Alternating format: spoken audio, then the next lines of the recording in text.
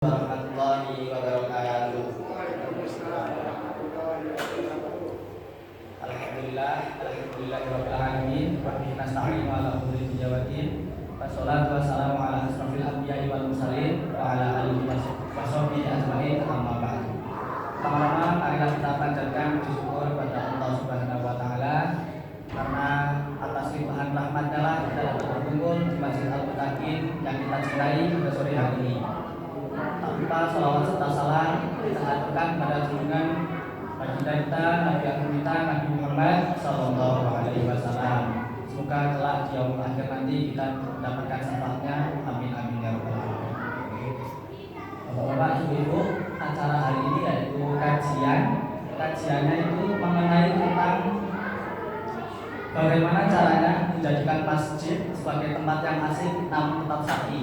Namun sebelum masuk ke materi, di sini saya akan coba mengenalkan narasumber kita pada sore hari ini. Jadi beliau ini merupakan seorang yang merupakan pengurus masjid Real Masjid, pengurus masjid Real Masjid yang letaknya ada di Jalan Ring Road Utara di Condong Catur. Beliau juga menjadi tokoh dan menjadi hal-hal seni yang dapat menginspirasi kalangan anak muda zaman sekarang. Tak hanya itu, beliau juga merupakan seorang influencer yang sangat berpengaruh dan beliau juga orang yang menjadikan masjid sebagai tempat yang cocok untuk mengekspresikan kegiatan anak muda saat ini. Beliau nama beliaunya adalah, kalau nggak salah nama panggungnya Mas Dio Jatun nih. Telepon tanpa lama-lama karena saya juga sudah grogi, langsung saja kajiannya dimulai oleh Mas Dio Jatun. Waktu dan sempat, silakan.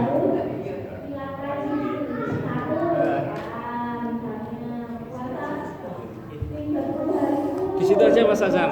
Nah, bareng sama temenin Mas Dio.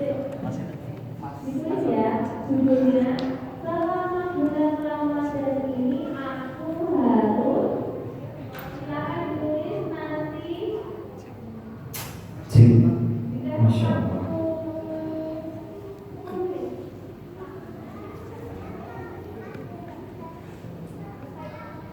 Bismillahirrahmanirrahim.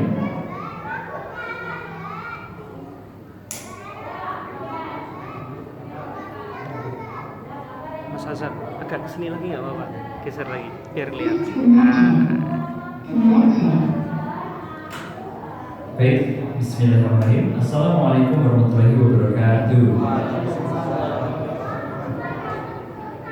Ibu-ibu, bapak-bapak, terima kabar, sehat?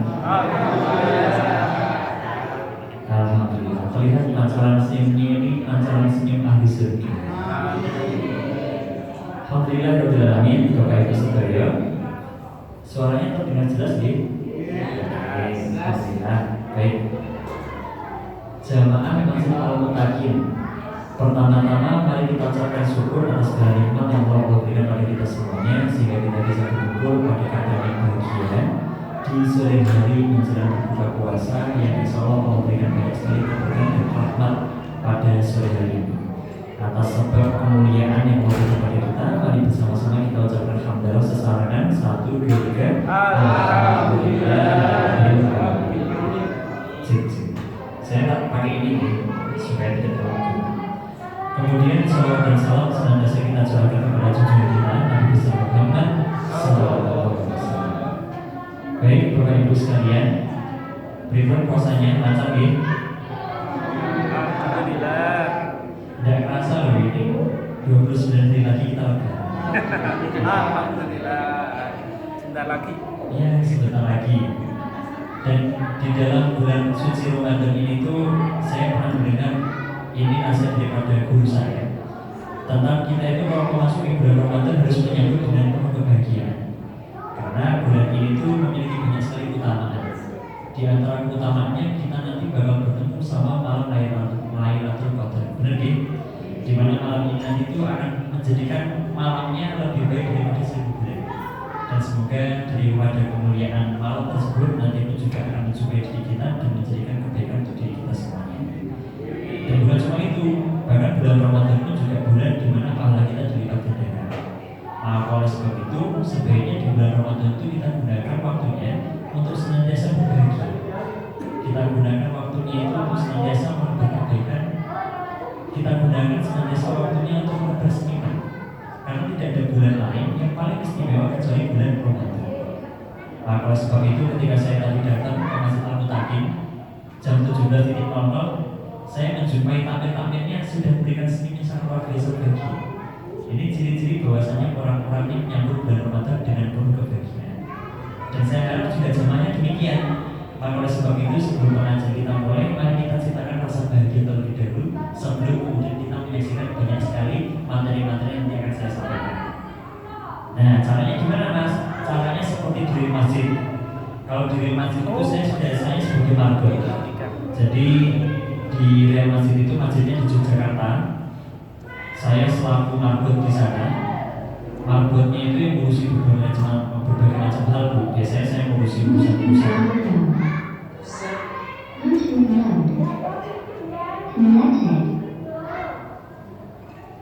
Ya. Jadi kalau di Real Masjid itu sebelum kita pengajian kita selalu membangun suasananya dengan suasana bahagia. Caranya seperti apa? Caranya seperti ini. Saya minta tolong Bapak dan Ibu sekalian. Gak usah disatu gak apa-apa.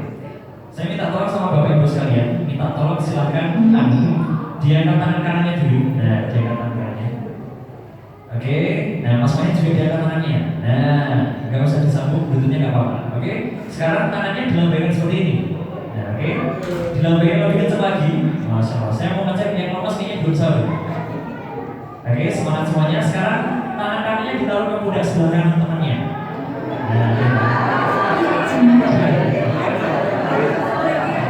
Oke. Hitungan ketiga, 1, 2, 3, silakan dipijati. Alhamdulillah. Dipijati. Lebih semangat lagi. Yang pijatnya semangat, salah puasanya lancar.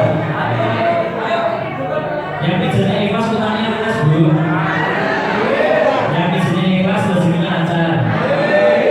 Yang pijatnya ikhlas, anak-anaknya solih-solihah. Insya Allah masuk surga. Sekarang ganti tangan kirinya diangkat. Tangan kiri ganti ke pindah sebelah kiri temennya. Hitungan ketiga, 1, 2, 3, bagian dipijatnya. Dua tangan lebih afdal.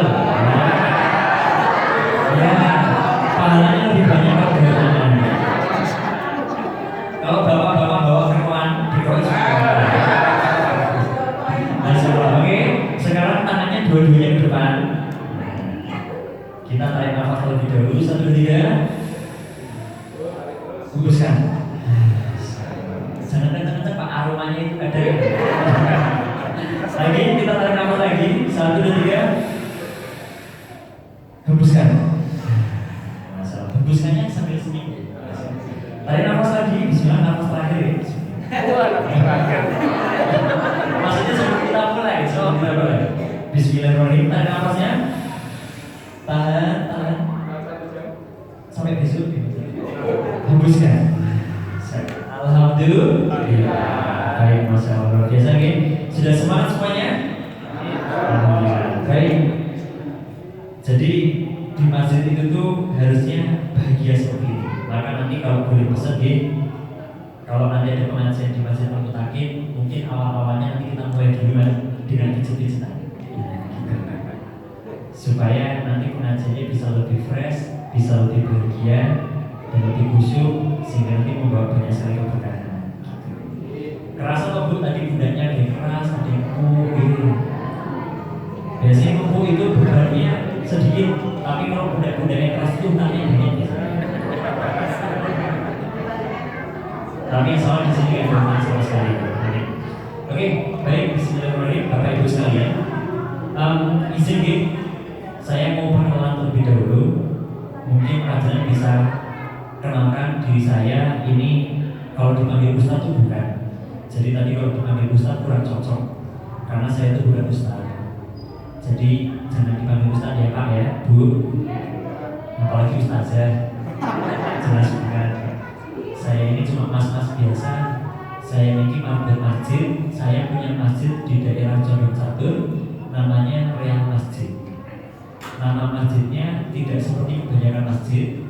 Dulu nama masjidnya lebih nyeleneh lagi Pak. Dulu nama masjid kami itu Masjid Muslim United, disingkat sama dengan Masjid MU.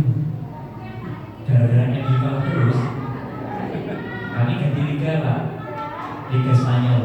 Kemarin yang juara itu Real Madrid, makanya kita ganti Real Madrid jadi Real Masjid. Isinya anak muda semuanya. Rata-rata anak-anak mudanya itu usianya 18 tahun, 17 tahun, 14 tahun. Ini masjid kami Pak. Nah, dari luar tidak seperti masjid, nggak ada kubahnya, banyak mobilnya. Masjidnya sederhana. Wong ini dulu juga bukan masjid. Dulu ini itu adalah food court, gitu. Dulu food court, dulu itu adalah toko. Terus ownernya toko itu tuh namanya Rumah Warna. Kalau panjenengan preso, Rumah Warna di daerah Condong Catur. Sampai akhirnya bosnya Rumah Warna itu pengen untuk bangun masjid, cuma nggak punya lahan. Akhirnya tokonya jadi masjid, dan saya ikut tergabung di dalamnya. Jadi masjid itu terkadang tidak melulu perkara soal besi dan beton. Masjidnya sederhana, tapi insya Allah Real Masjid ini meskipun visinya sederhana, manfaatnya semena-mena. Dan masjidnya terletak di pinggir jalan. Jadi kalau panjenengan lewat Ring Road Utara, daerah Sleman Condong Catur, sebelum Hartono Mall, sekarang jadi Pakuan Mall, sebelum lampu merah itu ada tulisnya besar sekali Real Masjid. Monggo jenengan nanti mampir. Kalau bapak-bapak mampir, insya Allah saya traktir kopi paling enak sejajar. Gratis, nanti saya bayarin. Kalau bisa mampirnya waktu hari Ahad Pak, karena waktu hari Ahad kafenya libur. Dan jangan juga makanan puasa Pak. Nantilah insya Allah setelah berbuka puasa saya traktir semuanya. Dan di masjid saya itu programnya banyak Pak. Jadi kami diundang ini dalam rangka apa? Pak Ian ini, Pak Ian undang saya itu dalam rangka untuk menjelaskan bahwasannya masjid itu bisa dipakai untuk berbagai macam aktivitas, terutama aktivitas anak muda. Apalagi ketika bulan Ramadan, pahalanya dilipat gandakan. Dia pembuatan. Dan keutamaan ketika kita ngurus masjid itu keutamanya luar biasa. Masya Allah tabarakallah. Salah satunya apa Mas? Ketika kita ngurus masjid, kita nanti akan tergolong menjadi salah satu di antara 7 golongan orang-orang yang dinamai sama Allah di yaumul akhir. Di Padang Pasar Pak, itu sudah tidak ada nama lagi kecuali namanya Allah. Matahari itu cuma sesekali kepala. Bahkan saking panasnya matahari di dekat kita itu keringatnya bercucuran, dan di antaranya ada juga yang berenang dalam keringatnya. Tapi nanti ibu bapak ada satu orang di antara 7 orang itu yang dinaungi sama Allah. Iup teduh seperti di Masjid Al-Mutaqimin. Wah, masya Allah, luar biasa. Siapa orang itu? Orang itu adalah salah satunya orang-orang yang terpaut hatinya di masjid. Itu nanti akan mendapatkan naungan dari Allah. Maka panjenengan sedaya ini adalah orang-orang yang insya Allah akan berpeluang untuk bisa mendapatkan naungan Allah. Apalagi kalau yang kemudian mengurusi masjid itu adalah anak muda, itu akan lebih luar biasa lagi. Akan tetapi masalahnya hari ini anak muda itu lebih suka kumpul di masjid atau di kafe. Anak mudanya lebih ramai di kafe atau di angkringan Pak? Tapi dengan di Masjid Al-Mutaqimin itu kalau sholat subuh full ya, soundnya ya. Full kafe. Oh, full kafe ya. Iya, saya juga heran Pak. Hari ini itu lebih banyak anak muda kumpulnya bukan di masjid, tapi di kafe. Betul nggih? Lebih banyak anak muda kumpulnya di angkringan, lebih banyak nongkrongnya itu di tempat dugem, lebih banyak nongkrongnya itu di tempat-tempat mall, bioskop, segala macam. Kenapa tidak di masjid? Faktornya banyak. Terkadang bukan salahnya anak muda. Kok mereka nggak mau kumpul di masjid itu terkadang bukan salah mereka. Kami kadang tanya sama anak muda, Mas, kamu kenapa kok nggak suka ke masjid? Jawaban mereka ya macam-macam Bu. Jawaban mereka kadang juga aneh-aneh. Seperti teman saya tanya, kenapa nggak suka nongkrong di masjid? Jawaban mereka yang pertama seperti ini, kami itu sebenarnya pengen nongkrong di masjid Mas, pengen meramaikan acara-acara kemasjidan. Tapi ketika kami nongkrong di masjid, kami itu selalu dimarahin sama takmirnya. Takmirnya itu galak ya kamu. Bremo sing kadel, jembutnya duwowo, bawa banget mas 7 meter. Masya Allah. Itu jembut atau witringin gitu.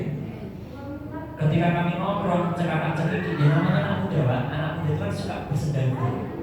Ketika cekak-cekik, takmirnya lesu. Weh, mana boy? Naik bujang-bujang kan jangan bujang, jangan musuhan. Akhirnya mas, kami gak suka nongkrong di masjid.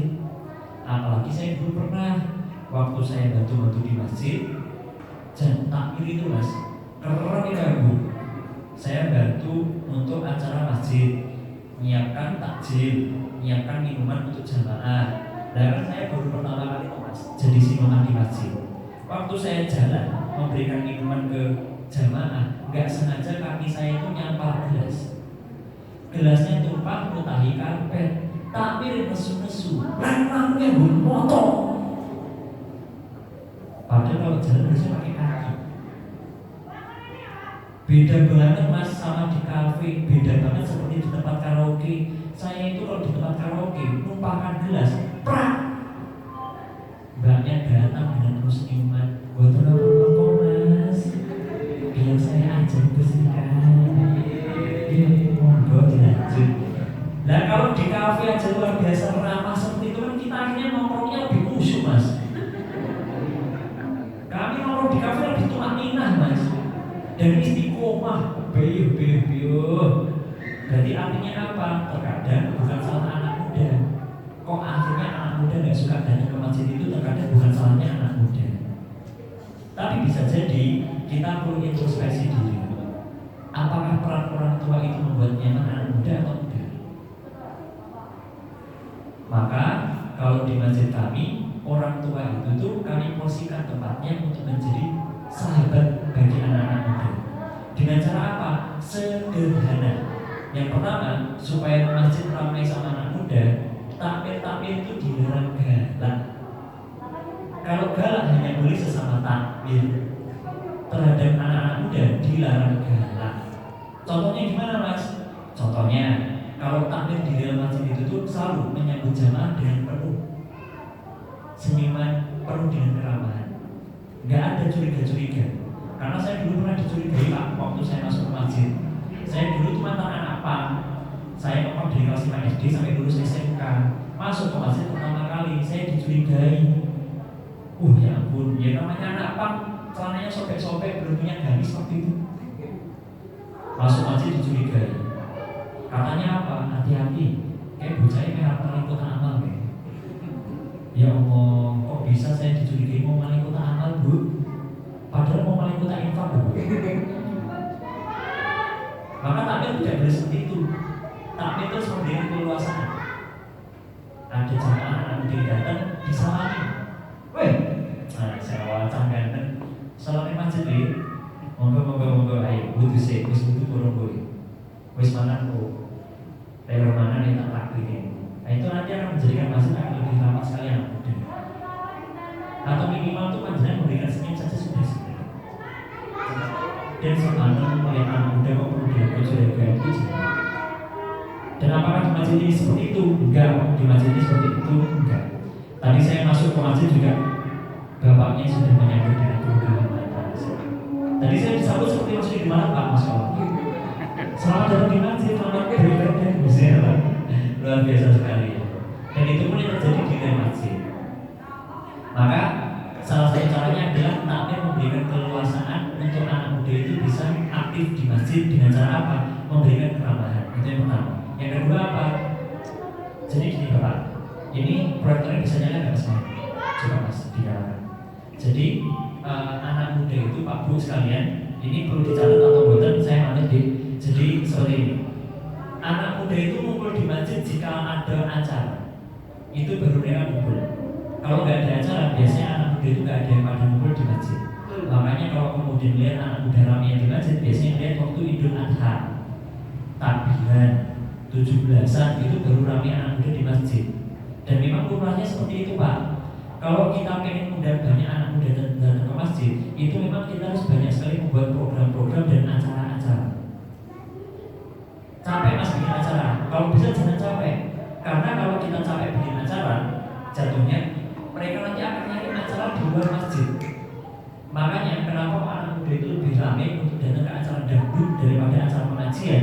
Karena dangdut itu acaranya lebih ramai, dangdut itu acaranya lebih meriah, dan dangdut itu acaranya lebih keren daripada pengajian. Nah, mas, masuk mas, monggo beri. Ustadznya sama ini, santai wae. Orang ngantui. Mas Anang, minta tolong diajak untuk masuk.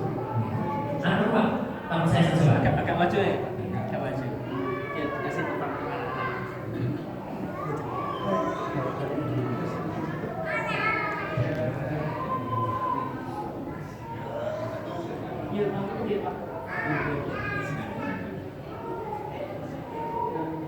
Monggo Mas, sesarengan boten napa-napa niki boten dibully, boten dijustifikasi, niki santai mawon begitu insyaallah.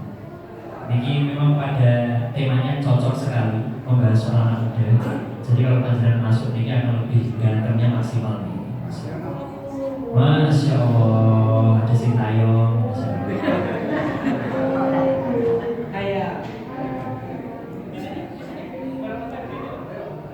Ini monggo bareng Mas Febri ini.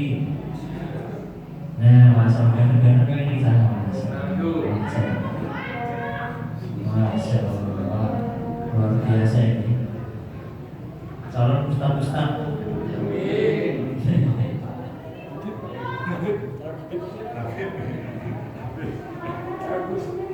Mas sedaya assalamualaikum Mas. Namun tadi diajak masuk, tadi diajak masuk sama bapak-bapak bukan dalam rangka untuk misi-misi, tapi temanya hari ini pembahasan anak muda.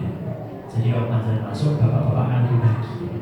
Jadi nanti panjenengan masuk nyantol pokoknya mau kewe Mas ya. Mau ya Mas ya.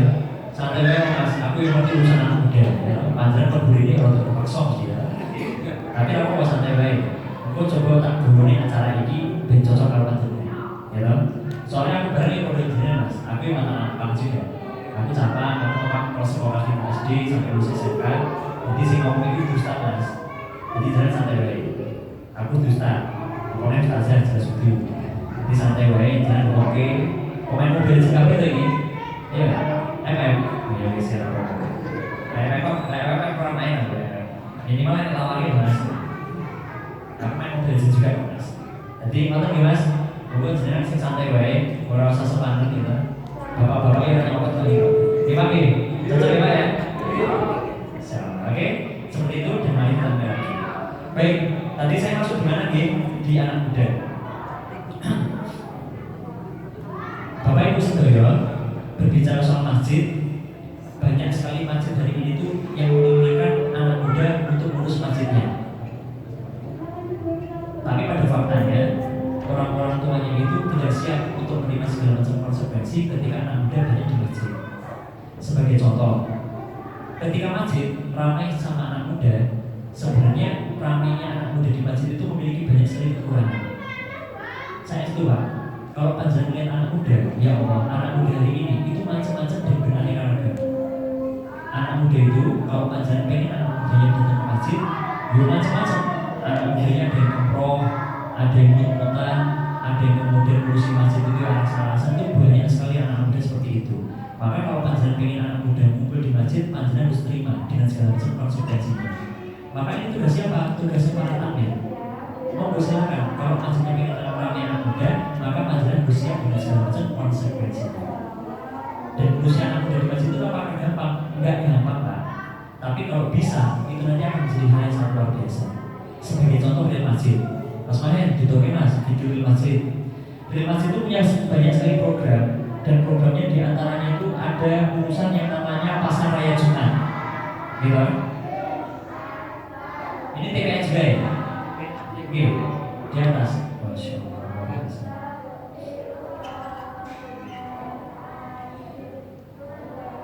Jadi ini di pause Mas. Jadi itu Mas. Jadi 95% anak muda. Tapi suara saya masih kedengeran ya Pak ya? Jelas ya? Oke. Jadi di masjid kami itu isinya 95% anak muda semuanya. Dan anak mudanya ini rata-rata generasi Z semuanya. Usianya 18, 20, 21, paling tua itu 29. Dan itu kami anggap sudah paling sepuh. Selain itu nggak ada lagi mas. Jadi di sini kayak panjangan mas, proper KB, paham mas? Setugan 11 SMA atau SMP, 10 SMA, Jos. Ini kocok-kocok SMA KB. Yang kuliah itu baru beberapa. Dan rata-rata urusannya memang full anak muda. Panjangan lihat ya, bagaimana anak muda ngurusi orang tua yang ada di masjid. Oke mas. Nah, ini anak muda semuanya kumpul setiap hari Jumat. Ada namanya event pasar raya Jumat. Ini kita bagi-bagi sayur gratis kepada ibu-ibu dan bapak-bapak yang ada di sekitaran masjid. Isinya ibu-ibu semuanya, bapak-bapak semuanya, tapi yang melayani full isinya anak muda. Maka kenapa kok kemudian bisa kumpul anak muda seperti ini? Karena ada acaranya. Maka kalau kemudian masjidnya ingin tampil sama anak muda, silakan Pak, dibanyakin acara-acaranya di luar acara-acara reguler pada umumnya. Idul Adha biasa sekali, Ramadan apalagi. Maka mumpung kemudian kita ingin bertumbuh menjadi masjid yang ramah anak muda, dibanyakin acaranya seperti ini, supaya kemudian anak muda nanti bisa tertarik untuk ikut bantu di acara seperti ini. Ini ibu-ibu semua kita servis, kita berikan banyak sekali kebaikan dan kemuliaan. Akhirnya mereka senyum semuanya, bahagia. Ada lagi pingpong mas, kasih lihat. Kami itu membuat anak muda supaya mau masuk ke masjid itu kita buatkan acara. Nama acaranya apa? Turnamen pingpong. Karena rata-rata bapak-bapak dan ibu-ibu di sekitar masjid kami itu pada suka main pingpong. Mereka itu gak ada yang mau datang ke masjid Pak. Saya itu diajak datang ke masjid, susahnya minta ampun. Tapi ketika kita buat turnamen pingpong, masalah bapak-bapak pada hadir semuanya. Dan bapak-bapaknya itu ada berapa orang? Di bawah dulu mas. Ini rata-rata itu tetangganya kami. Dan tetangga kami ini gak ada yang kemudian mau masuk ke masjid. Dulu awal-awal tuh, pribadi ya, aku kalimatnya gitu ya, ini efek puasa. Jadi Pak, saya ulangi lagi Pak ya. Ini adalah tetangga sekitar masjid. Tetangga sekitar masjid itu rata-rata adalah bapak-bapak dan ibu-ibu. Banyak mas, banyak saya itu. Tapi yang sholat ke masjid itu sangatlah sedikit sekali. Yang subuhan itu satu sop saja enggak penuh Pak. Makanya kami nyuruh anak-anak muda untuk sowan silaturahim ke rumahnya bapak-bapak dan ibu-ibu tadi. Waktu kami silaturahim ke sana, kami tanya, Bapak, jalan muslim, dia muslim. Kok jarang datang di masjid? Jawaban mereka macam-macam. Ada yang bilangnya sibuk, ada yang bilangnya kerjaannya itu pulangnya maghrib mas, dan segala macam. Tapi setiap rumahnya kami kunjungi itu rata-rata di rumahnya ada meja pingpong. Setelah itu kita kumpulkan datanya. Besoknya kita rapat ketakmiran.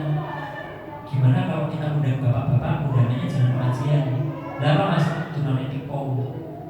Tak setuju. Nah alatnya dari mana mas? Alatnya kita pinjam saja pak. Ke siapa? Ke bapak-bapak itu yang kemarin kita datangi rumahnya. Nah kalau nggak boleh gimana? Boleh, cuma dipinjam kok, nggak dimaling. Akhirnya bapak-bapaknya kerso untuk alat-alat pingpongnya dipinjam sama kami. Besoknya kita buat posternya. Hadirilah turnamen pingpong di area masjid. Kami pikir yang ikut cuma 3 orang, atau mentok-mentok yang ikut cuma 10 orang. Ternyata Pak, yang ikut 650 orang. Acaranya 3 hari 3 malam non-stop, harapan kami tipes. Apa yang terjadi? Seperti ini masih terjadi mas. Oke mas? Ya. Oke. Anak-anak mudanya jadi panitia, bapak-bapaknya jadi peserta. 650 orang itu ternyata bukan tetangga kami Pak, tapi seluruh bapak-bapak se-Jakarta. Saya nggak tahu dari sini yang ikut apa enggak ya. Soalnya itu ramai sekali itu. Hadiahnya berapa mas? Hadiahnya itu juara 1, Masya Allah 300.000. 300.000 itu apa? Infak sholat Jumat Pak. Juara 2 kaos. Juara 1 apa? 2M. Makasih Mas. Itu dong, dan itu sudah sumringah bahagia Mas Koko. Bahkan kami bikin turnamennya 2 kali. Kenapa kok 2 kali? Karena setelah turnamen yang pertama berhasil, turnamen kedua itu tuh Ketua KRONI pusat cabang olahraga pingpong datang ke Yogyakarta untuk memberikan hadiah seperangkat alat pingpong. Bukan 1 Pak, alat pingpongnya itu mejanya 12 meja.